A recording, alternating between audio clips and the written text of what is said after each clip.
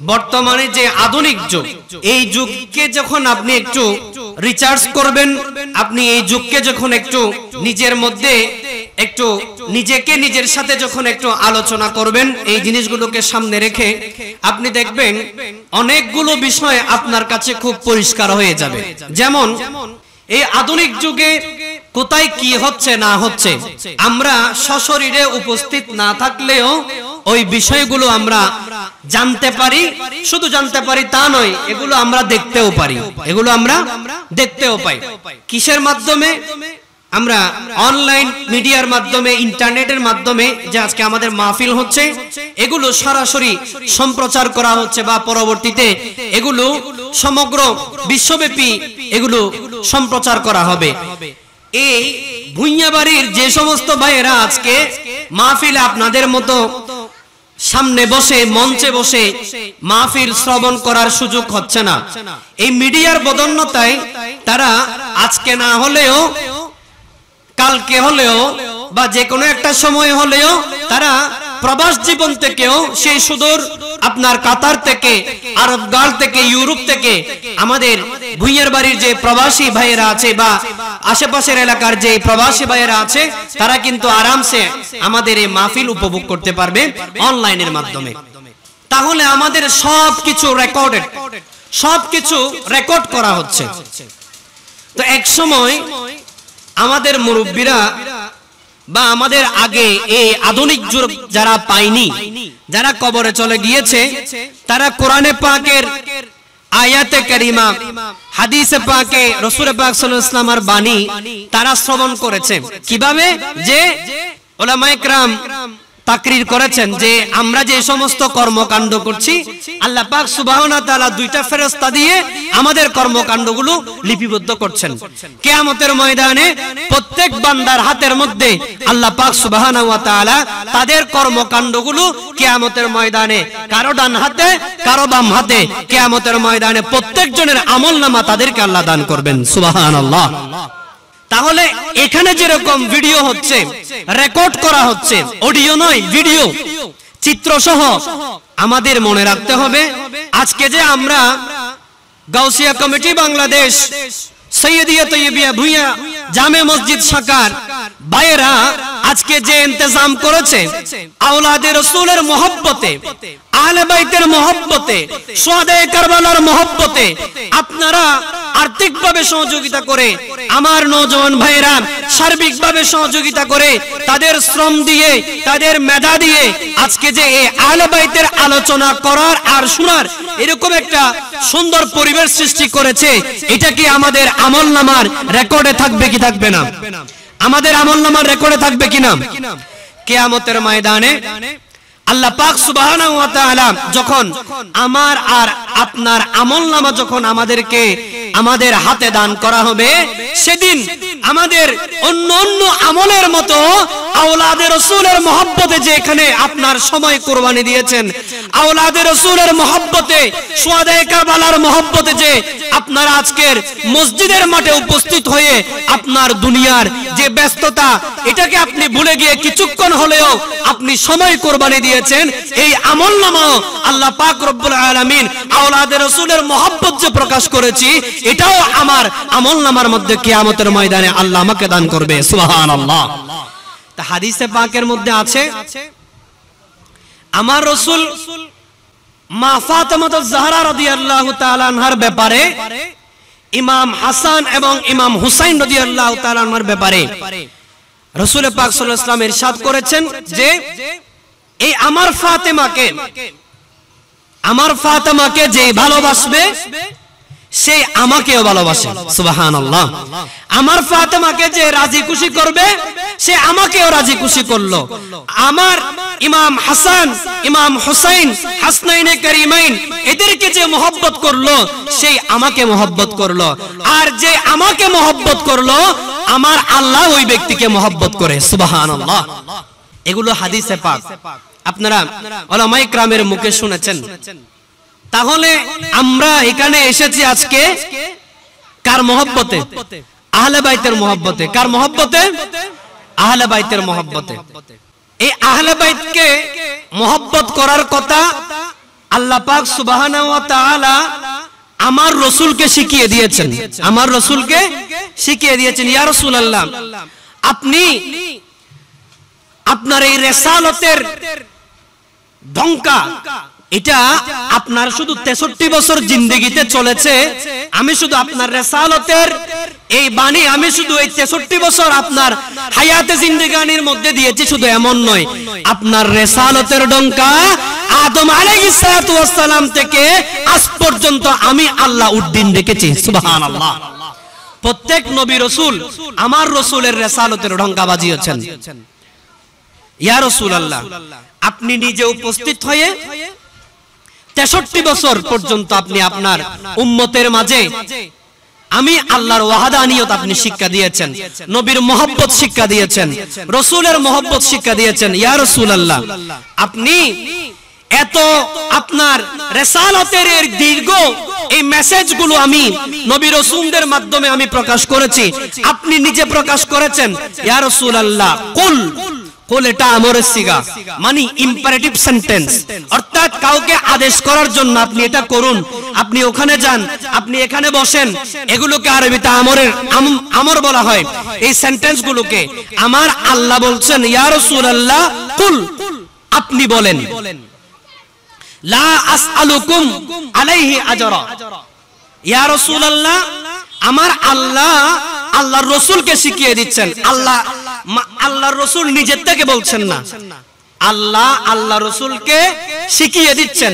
ইয়া রাসূলুল্লাহ আপনি বলুন, লা আসআলুকুম আলাইহি আজরা, যে আমি তোমাদের থেকে কোন ধরনের উজরত চাই না, কোন ধরনের প্রতিদান আমি চাই না। কিসের প্রতিদান? যে রাসূল পাক সাল্লাল্লাহু তাআলা আলাইহি ওয়াসাল্লাম যিনি যদি উহুদ পাহাড়কে বলতেন এই উহুদ পাহাড় আমার জন্য স্বর্ণ হয়ে যাও, হাদিসে পাকের মধ্যে আছে গোটা উহুদ পাহাড়টা আমার রাসূলের জন্য মুহূর্তের মধ্যে স্বর্ণ হয়ে যেত। সুবহানাল্লাহ।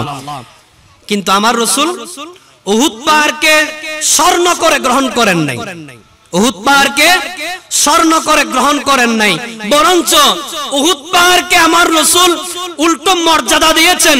মনে রাখবেন পাহাড়গুলোর মধ্যে যে সমস্ত পাহাড় জান্নাতে যাবে মুস্তাফার কদমের সদকায় শুহাদায়ে কিরাম এবং আমার রাসূল খোলাফা সহ উহুদের পাহাড়ের উপর দাঁড়ানোর কারণে মুস্তাফার কদম মুবারক উহুদের পাহাড়ে বসার কারণে উহুদ পাহাড় মুস্তাফার কদম বুকে নেওয়ার কারণে কাল কিয়ামতের ময়দানে এটা ইনসান না হয়েও মুস্তাফার সাথে জান্নাতে প্রবেশ করবে, সেটা হচ্ছে উহুদ পাহাড়। সুবহানাল্লাহ।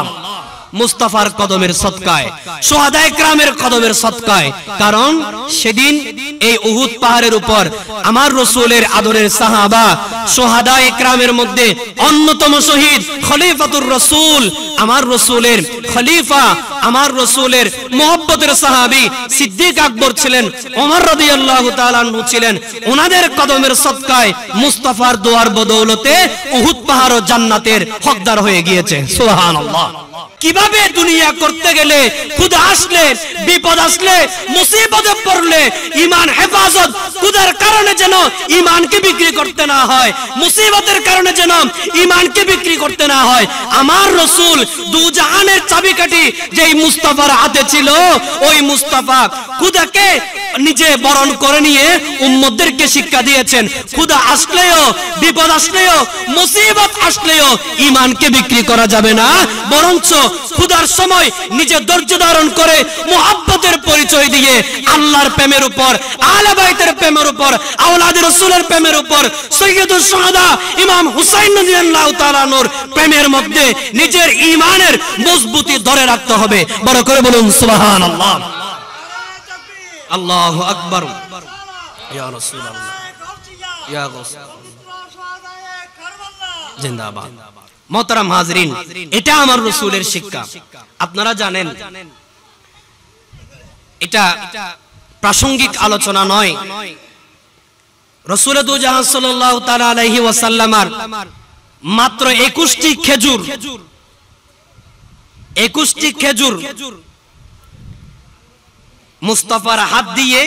এই জন্য মনে রাখতে হবে বরকত মণ্ডিত যে সমস্ত ব্যক্তি আছে যাদের আপাদ মস্তক আল্লাহ এবং আল্লাহর রাসূলের প্রেমে প্রেমান্বিত, আওলাদে রাসূলের মহব্বতে ভরপুর, মনে রাখবেন ওই সমস্ত মানুষ আল্লাহর খুব কাছে। আর যারা আল্লাহর খুব কাছে, আল্লাহ পাক সুবহানাহু ওয়া তাআলা ওই সমস্ত ব্যক্তির মাধ্যমে আল্লাহর কুদরত জাহির করে থাকেন। সুবহানাল্লাহ। ঠিক একই ভাবে হাদিসে পাকের মধ্যে এসেছে মা ফাতেমা রাদিয়াল্লাহু তাআলা যাদের ঘরে পৃথিবীতে খাবারের অভাব দেখা গিয়েছে, ইনারা দুনিয়াতে আমার আপনার চোখে অভাবী হলেও আমার রাসূল তাদেরকে জান্নাতের সরদারিনী বলে ঘোষণা করেছেন। সুবহানাল্লাহ। কিন্তু দুনিয়ার জমিনের মধ্যে এদের ঘরে কি অভাব, এদের ঘরে অভাব। প্যারা হাজরিন, রাসূল দু জাহান সাল্লাল্লাহু তাআলা আলাইহি ওয়াসাল্লাম হাদিসে পাকের মধ্যে ইরশাদ করছেন, আমার রাসূলের মহব্বতের একজন সাহাবা হযরত সাইয়্যিদুনা হযরত আইয়ুব আনসারী রাদিয়াল্লাহু তাআলা আনহু থেকে হাদিস খানা রওয়ায়াত ইরশাদ করছেন, একদিন রাসূল পাক সাল্লাল্লাহু তাআলা আলাইহি ওয়াসাল্লাম সাহাবাদেরকে নিয়ে একটা সফরের জন্য বের হয়েছেন। আমার রাসূল যখন কোনো সফরের উদ্দেশ্যে বের হতেন, তার আগে নিজের কলিজার টুকরা মা ফাতেমা রাদিয়াল্লাহু তাআলা আনহার সাথে একবার হলেও দেখা করে যেতেন যে আমার কলিজার টুকরা আমার মেয়ের কি অবস্থা, কেমন আছে। হাদিসে পাকের মধ্যে এসেছে মা ফাতেমা রাদিয়াল্লাহু তাআলা আনহা এত বেশি সুন্দর ছিলেন, ওনার যে কাপড় পরিধান করতেন, এই কাপড় আমরা যেরকম কাপড় পরিধান করি, এখন হয়তো কেউ উপরে একটা বড় জামা পরেছি, শার্ট পরেছি, পাঞ্জাবি পরেছি, তার ভিতর হয়তো একটা পাতলা গেঞ্জি আছে, এইটুকু পর্যন্ত। কিন্তু মা ফাতেমা জাহরা রাদিয়াল্লাহু তাআলা আনহা এত বেশি মোটা কাপড় পরতেন, এত পর্দাওয়ালা কাপড় পরতেন, কোন মানুষ ওনাকে দেখলে ওনার অবয়ব, ওনার শরীরের যে স্ট্রাকচার, ওটা পর্যন্ত আইডিয়া করার কোনো সুযোগ ছিল না। সুবহানাল্লাহ। উনি এত বেশি মোটা কাপড় পরতেন, বেশি পর্দাওয়ালা কাপড় পরতেন, এই কাপড়ের এত বেশি বাজ থাকতো আপনি বাইরে থেকে আইডিয়া করতে পারবেন না এই মানুষ কি লম্বা, এই মানুষ না বাটি, এই মানুষের শরীর কি মোটা না এই মানুষের শরীর পাতলা, এটা গেস করার, আইডিয়া করার বাইরে থেকে কোনো ধরনের সুযোগ থাকতো না। এত বেশি মা ফাতেমা জাহরা রাদিয়াল্লাহু তাআলা আনহা পর্দা করতেন। সুবহানাল্লাহ। এরপরেও যারা মহিলারা মা ফাতেমাকে দেখেছেন, ইনারা বলছেন এই মা ফাতেমা রাদিয়াল্লাহু তাআলা আনহার মতো সুন্দর আমাদের চোখে ওইরকম কোন নারী আর এই জমিনের মধ্যে দেখি নাই। সুবহানাল্লাহ। এবং হাদিসে পাকের মধ্যে আছে আমার রাসূল বলেছেন, তোমরা জান্নাতে হুরের গল্প শুনেছো, আমি তোমাদেরকে জান্নাতের হুরের সৌন্দর্যের কথা বর্ণনা করেছি। জান্নাতের হুরের সৌন্দর্য কেমন? হাদিসে পাকের মধ্যে আছে জান্নাত থেকে একটা হুর যদি এই পৃথিবীতে অবতরণ করা হয়, একটা হুরকে যদি এই পৃথিবীর মধ্যে ছেড়ে দেওয়া হয়, তাহলে দুনিয়ার মানুষ যত ওলি বুজুর্গ সহ যত মানুষ আছে সবাই ওই হুরের জন্য পাগল হয়ে যাবে। সুবহানাল্লাহ। এরকম সুন্দর। এগুলো আলাদা চ্যাপ্টার আছে হাদিসের কিতাবের মধ্যে। এরা যখন, আপনারা শুনেছেন এগুলো, এরা যখন পানি পান করে, খাবার যখন পান করে, খাবারগুলো কোন দিক দিয়ে যায়, বাহির থেকে এই সমস্ত খাবার কোন দিক দিয়ে দিয়ে যাচ্ছে, শরীরের মধ্যে রক্তগুলো যে সার্কুলেশন হচ্ছে, দৌড়াচ্ছে, এত সুন্দর, এত বেশি চমৎকার করে আল্লাহর এই নিয়ামত নেককার মুমিন পরহেজগার আওলাদে রাসূলের প্রেমিকদের জন্য জান্নাতে আল্লাহ রেখে দিয়েছেন। এদের সৌন্দর্য এদের চামড়ার বাইরে পর্যন্ত দেখা যায়। সুবহানাল্লাহ। এত বেশি সুন্দর। হাদিসে পাকের মধ্যে আমার রাসূল বলছেন, তোমরা হুর দেখতে পাবে জান্নাতে গেলে, কিন্তু ইনসানের মধ্যে যে হুর আছে এটা হচ্ছে আমার কলিজার টুকরা মা ফাতেমা রাদিয়াল্লাহু তাআলা আনহা। সুবহানাল্লাহ। পৃথিবীর জমিনের মধ্যে এটাই হচ্ছে হুর, পৃথিবীর জমিনের মধ্যে এটাই হুর। হাদিসে পাকের মধ্যে তারিখে কারবালা একখানা, এটা আপনার একটা পাকিস্তান থেকে এই ছাপাকৃত একটা উর্দু কিতাব তারিখে কারবালা, এখানে অন্য একটা কিতাবের রেফারেন্স দিয়ে বলা হয়েছে আমার রাসূল সাল্লাল্লাহু আলাইহি ওয়াসাল্লাম যখনই মা ফাতেমা জাহরা রাদিয়াল্লাহু তাআলা আনহা আমার রাসূলের কাছে আসতেন, আমার রাসূল মা ফাতেমার সম্মানে আপন বৈঠক ছেড়ে মা ফাতেমা রাদিয়াল্লাহু তাআলা আনহাকে রিসিভ করে হাত মুবারকের মধ্যে চুম্বন করে, কপালের মধ্যে চুম্বন করে নিজের আসনের পাশে মা ফাতেমা রাদিয়াল্লাহু তাআলা আনহাকে বসিয়ে দিতেন। সুবহানাল্লাহ, এটা মহব্বত না? তা আমার রাসূল যদি মা ফাতেমা রাদিয়াল্লাহু তাআলা আনহাকে এত মহব্বত করে, তা আমার রাসূল বলছেন যে আমাকে যে মহব্বত করবে আমার আল্লাহও তাকে মহব্বত করে, আমার আল্লাহ তাকে মহব্বত করে। তাহলে মা ফাতেমা রাদিয়াল্লাহু তাআলা আনহার ঘরে কি অভাব থাকার কথা? যাকে আল্লাহ মহব্বত করে আমাদের সূত্র অনুযায়ী তার ঘরে কি অভাব থাকার কথা? কিন্তু উম্মতকে শিক্ষা দেওয়ার জন্য যেন আর এখন কইজি ওয়া তুই তো চেয়ারম্যানের ফুয়া, তুই তো মিয়া সাহেবর ডানাত বাত, তো তোমার সমস্যা কি? তোমার লাই তো কোনো বিপদ নেই, তোমার লাই তো কোনো সমস্যা নেই, তুই তো অমুক সর্দারর অমুক বা প্রধানমন্ত্রীর ডানাত বাত, তোমার লাই কোনো উসুনি শুনে ব্যাগিন এক কফন সমস্যা, তাহলে আর আল্লাহ না। এই কথা যেন কোনো উম্মত বলতে না পারে যে উনি তো সৈয়দুল কাউনাইন, খজিনার বান্দারের চাবি যার হাতে ওনার মেয়ে, তো ওনার জন্য তো সব সিস্টেম আলাদা, ওনার ঘরে কেন আপনার গরিবত্ব থাকবে, দারিদ্রতা থাকবে? কিন্তু না, কিয়ামত পর্যন্ত কোন উম্মত যাতে মুস্তাফার এই আদরের দুলালির দিকে যেতে আঙ্গুল তুলতে না পারে, আমার আল্লাহ এই প্রেমের মোহাব্বতের পরীক্ষা নিয়েছেন মা ফাতেমা জাহরা রাদিয়াল্লাহু তাআলা আনহার ঘরের মধ্যে অভাব দিয়ে। আমার রাসূল যখন এই সফরে বের হয়েছেন, দেখা যাচ্ছে মা ফাতেমা রাদিয়াল্লাহু তাআলা আনহার ঘর থেকে ইমাম হাসান এবং ইমাম হুসাইন রাদিয়াল্লাহু তাআলা আনহুর কান্নার আওয়াজ আসতেছে। এখন আমার রাসূল নাতি, তো নাতির প্রতি কিরকম মহব্বত এগুলো তো দাদা আর নানারা ভালো জানেন। এখন আমার রাসূল বলছেন একটু দাঁড়াও, আমি একটু দেখি এদের কি সমস্যা।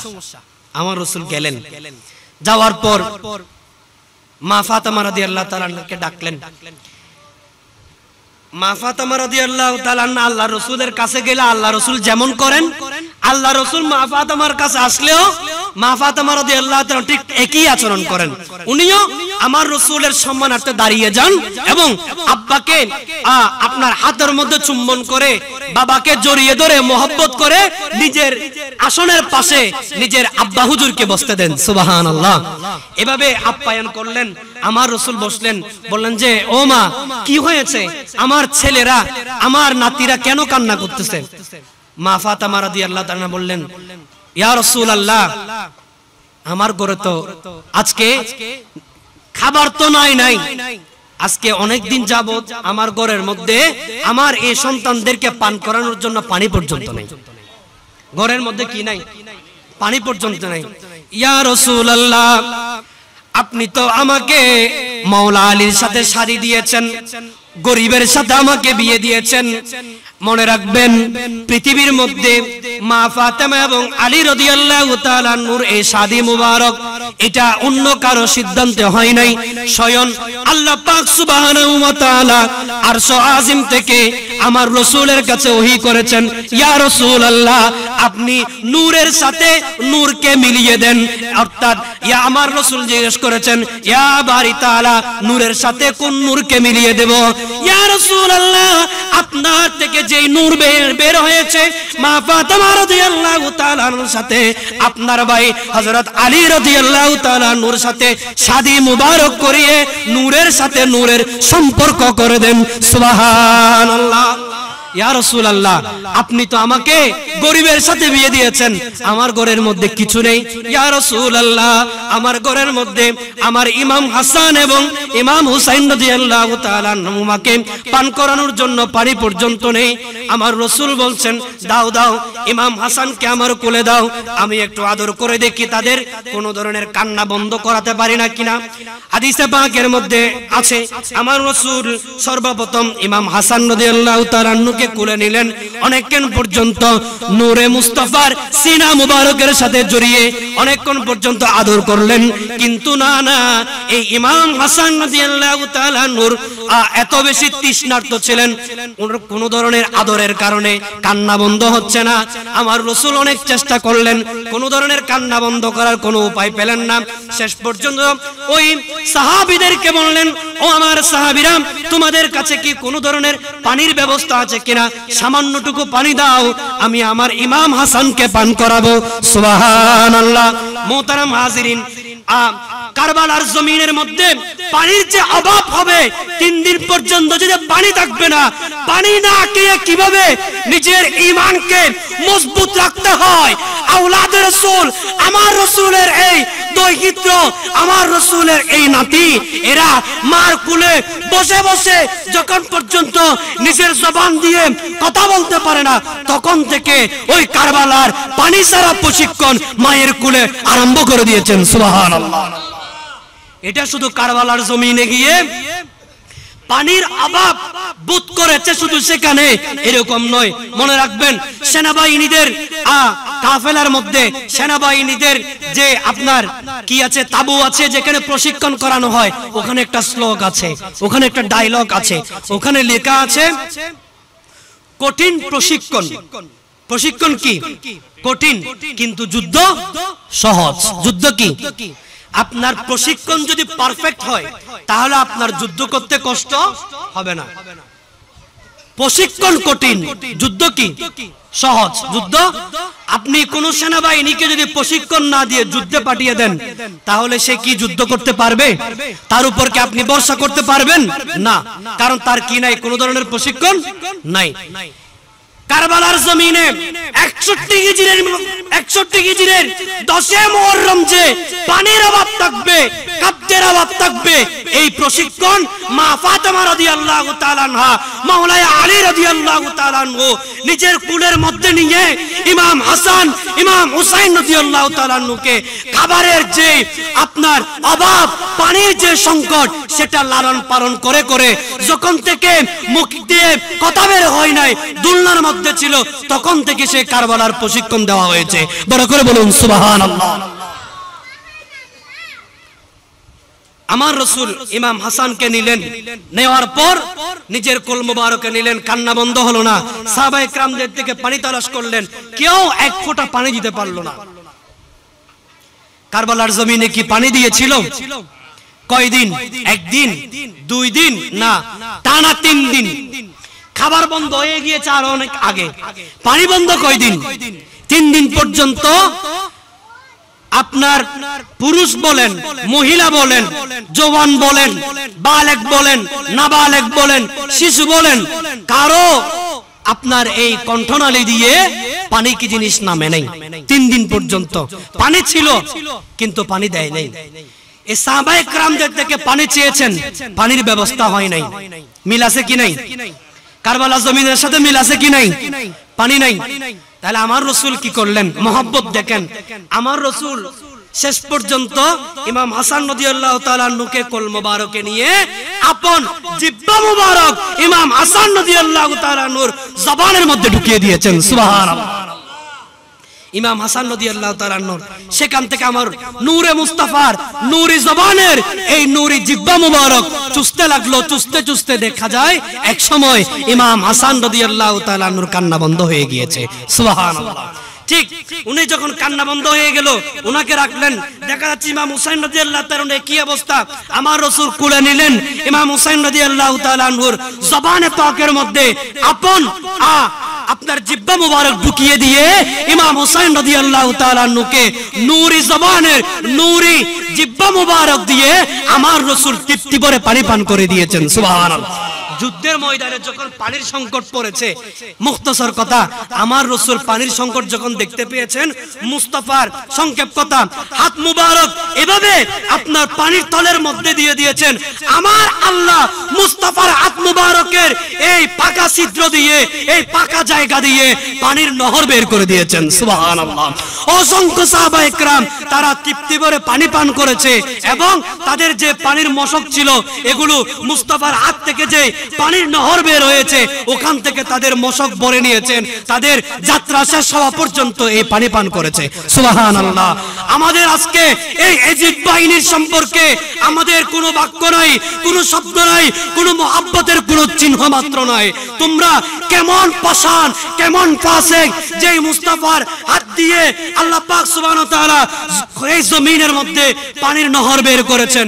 কিয়ামতের ময়দানে হাউজে কাউসারের ব্যবস্থা হবে মুস্তাফার হাত দিয়ে। যেই রাসূল পাক সাল্লাল্লাহু তাআলা আলাইহি ওয়াসাল্লাম কিয়ামতের ময়দানে লক্ষ লক্ষ নবী রাসূলদের উম্মতদেরকে পানি পান করাবে।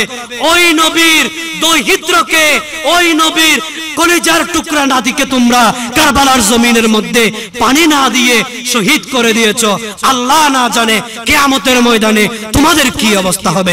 তোমরা কোন নবীর মোহাব্বতে, কোন আওলাদে রাসূলের মোহাব্বতে, কোন ঈমানকে তোমরা টিকিয়ে রাখবার জন্য জান্নাতের সরদারদেরকে পানি দাও নাই? তোমরা কেমন পাষাণ! কিয়ামতের ময়দানে যার হাত থেকে পানি পান করবে ওই মুস্তাফার নাতিকে, ওই মুস্তাফার সন্তানকে তোমরা পানি না দিয়ে নিজের ঈমানকে তাজা করছো। কেমন ঈমান তোমাদের, কেমন শিক্ষা তোমাদের? কোন ঈমানকে তোমরা প্রতিষ্ঠিত করবার জন্য জান্নাতের সরদারিনী, যিনি সমগ্র মুমিনাত যত মহিলা আছে সমস্ত মহিলাদের সরদারিনী যিনি থাকবেন, সাইয়্যিদাতুন নিসা মা ফাতেমা জাহরা রাদিয়াল্লাহু তাআলা আনহার সন্তানকে তোমরা পানি দিচ্ছ না।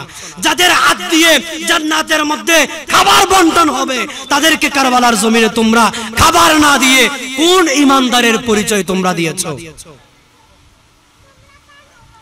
যাদের জবানের সাথে মুস্তাফার নূরি জবান লাগিয়ে তাদের তৃষ্ণা নিবারণ করেছে তাদেরকে তোমরা তৃষ্ণার্ত করেছো। কেমন ঈমানের শিক্ষা তোমাদের?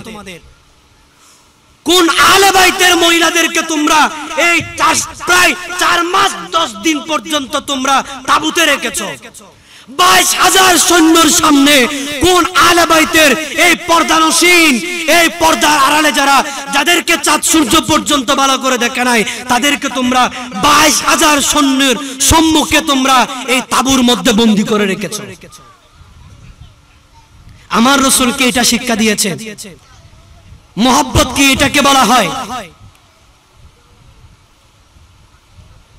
হাদিসে পাকের মধ্যে আছে কিয়ামতের এরা কেমন পর্দাশীল, আহলে বাইতের মহিলারা কেমন পর্দা তারা করতেন, আল্লাহকে কত বেশি রাজি করেছেন তাদের পর্দার মাধ্যমে। দেখেন হাদিসে পাকের মধ্যে আছে মা ফাতেমা জাহরা রাদিয়াল্লাহু তাআলা আনহা যখন কিয়ামতের ময়দানে ফুলসিরাত পার হওয়ার জন্য বের হবে তখন আল্লাহর আরশ আজিম থেকে, আরশের পর্দার ওপার থেকে একটা এলান আসবে, একটা এলান আসবে এরকম,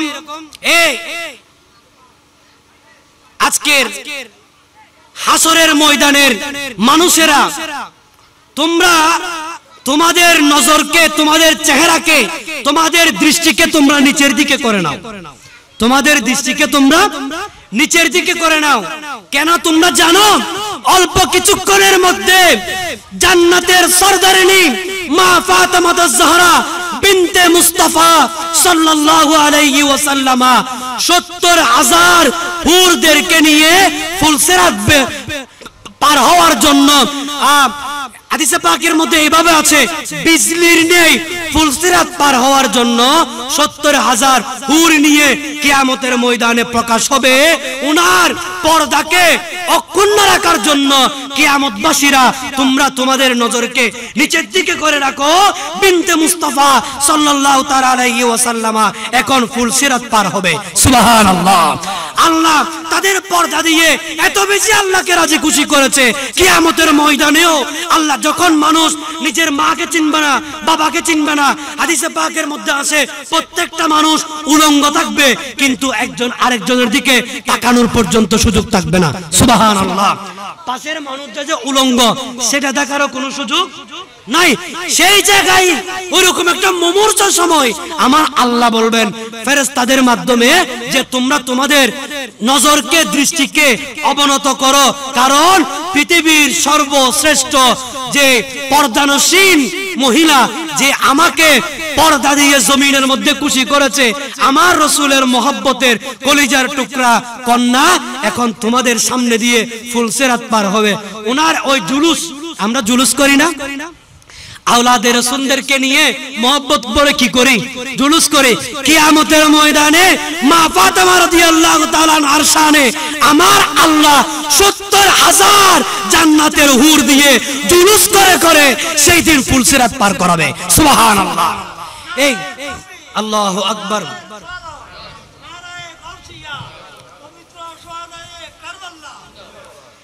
এই ওই বংশের পর্দানসীন মহিলাদেরকে কারবালার জমিনে তাঁবুর মধ্যে বন্দী করা হয়েছে, কিন্তু তারপরেও তারা কি বেপরদা হয়েছে? তারা কি বেপরদা হয়েছে?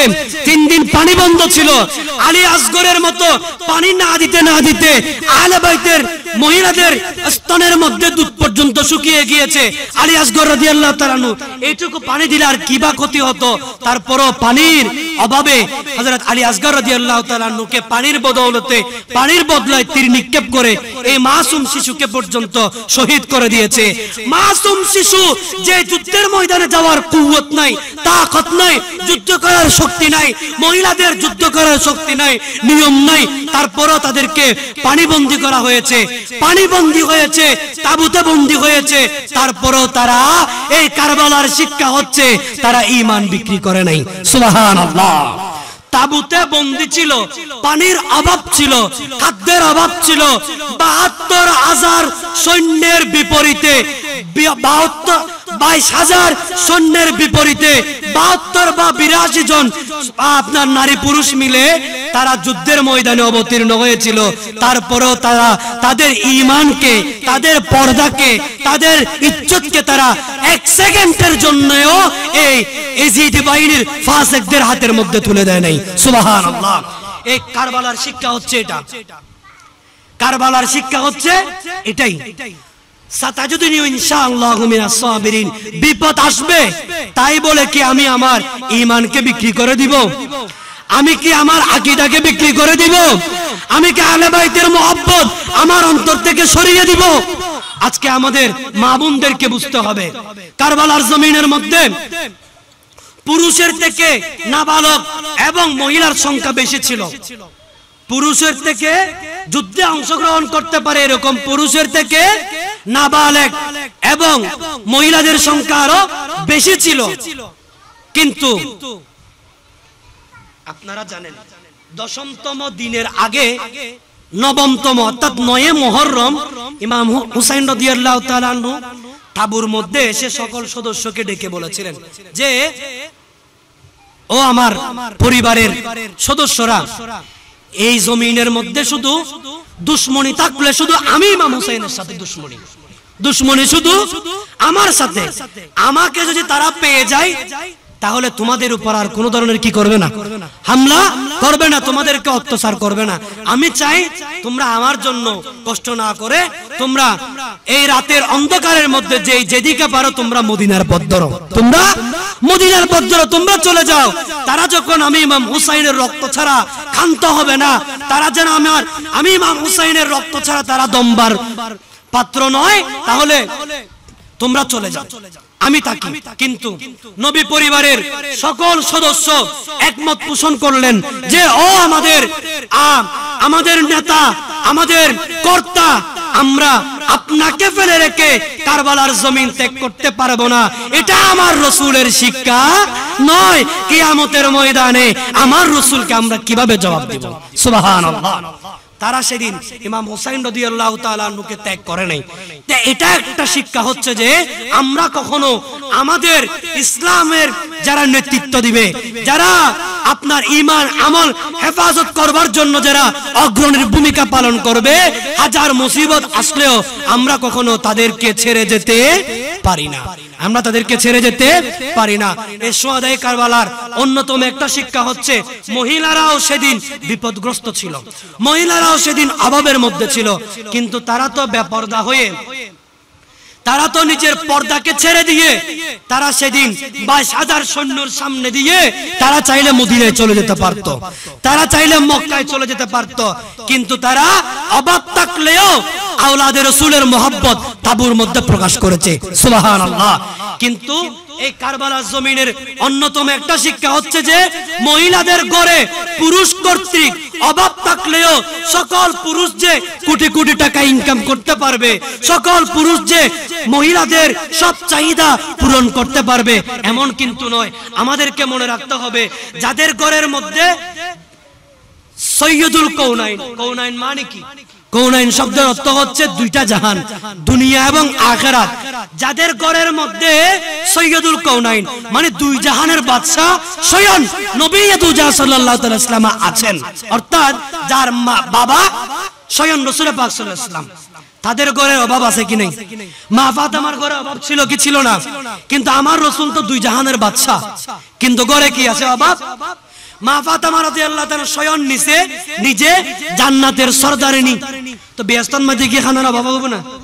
অভাব আল্লাহর বেহেশতত খানার অভাব হবে না, কিন্তু দুনিয়ার মধ্যে তার ঘরত অভাব, খানা নাই বলে কয়। ইমাম হাসান ইমাম হুসাইন রাদিয়াল্লাহু তাআলা সাইয়্যিদা শাবাবে আহলে জান্নাহ, জান্নাতের মধ্যে এদের হাতের মাধ্যমে আপনার খাবার বন্টন হবে। দুনিয়াতে তাদের ঘরে অভাব। তাহলে বোঝা যাচ্ছে যে আমাদের ঘরে অভাব থাকবে, অভাব থাকবে, কিন্তু অভাব থাকলে যে জামাইর ঘর ব্যাগিন দিন না পারলে যে আত্মে ঘরত মধ্যে অশান্তি গ্রহণ করিব, জামাইরি বেলায় জন্ম করিব, আরে ব্যাগদিন দিন না পারে যে আই পরিবারের মধ্যে অশান্তি করজুম। এই শিক্ষা কি মা ফাতেমা রাদিয়াল্লাহু তাআলা মহিলারে দিই না? আর রাসূলে দিই না? পুরুষ হিসাবে অনেক ধরনের মুসিবত আসবে, কিন্তু ধৈর্য ধারণ করতে হবে। এই শিক্ষা ইমাম হুসাইন ইমাম হাসান রাদিয়াল্লাহু তাআলা দিয়েছে। ইমাম হাসান রাদিয়াল্লাহু তাআলা এই শিক্ষা দিয়েছেন যে তোমার জীবনের উপর জানের উপর মুসিবত আসবে। ওনার যখন জেহের আপনার বিষের মাধ্যমে যখন ওনাকে কতল করে দেওয়া হয়েছে, ইমাম হাসান রাদিয়াল্লাহু তাআলা বলছে আমার শহীদের, আমার যে আমাকে হত্যা করেছে সে হত্যার বদলা নেওয়ার কোনো দরকার নাই। আমি চাই না আমার হত্যার বদলা নিতে গিয়ে সমাজের মধ্যে বিশৃঙ্খলা হোক। এটা ইমাম হাসান রাদিয়াল্লাহু তাআলা চান নাই। এগুলা আমাদের জন্য শিক্ষা, মহিলাদের জন্য শিক্ষা। অভাব আসবে, অনটন আসবে, সমস্যা হবে, আমাদেরকে কি করতে হবে? ধৈর্য ধারণ করতে হবে, ভালো সময়ের জন্য অপেক্ষা করতে হবে। সেটা মহিলার হোক, সেটা পুরুষের হোক, সুসময়ের জন্য অপেক্ষা করা, ধৈর্য ধারণ করা, এটাই হচ্ছে কারবালার শিক্ষা। আল্লাহ পাক সুবহানাহু ওয়া তাআলা এই ধরনের শিক্ষাগুলো যেন আমরা আমাদের ব্যক্তি জীবনে, সমাজ জীবনে, সন্তানদের জীবনে, পরিবারের মধ্যে কর্তা হিসাবে, সন্তান হিসাবে, স্ত্রী হিসাবে, পুত্র হিসাবে আমরা যেন আওলাদে রাসূল থেকে এগুলো যেন গ্রহণ করতে পারি। আল্লাহ পাক আমাদেরকে তৌফিক দান করুক, বলি আমিন।